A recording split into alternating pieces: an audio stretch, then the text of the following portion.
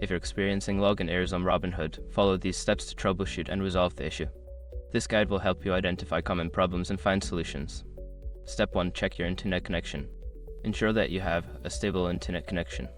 Try switching between Wi-Fi and mobile data to see if the issue persists. A weak or unstable connection can cause login problems. Step 2. Update the app. Make sure you are using the latest version of the Robinhood app. Go to your device's App Store, search for Robinhood, and check for any available updates. Installing the latest version can fix bugs and improve performance. Step 3. Reset your password.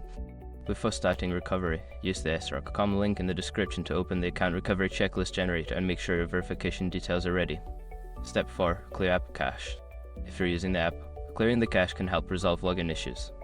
Go to your device's settings, find the Robinhood app, and clear its cache. After clearing the cache, restart the app and try logging in again. Step 5. Contact customer support. If none of the above steps work, reach out to Robinhood's customer support for assistance. You can do this through the app or their website.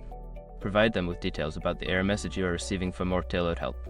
By following these steps, you should be able to resolve your login issues on Robinhood. If problems persist, don't hesitate to seek further assistance from customer support.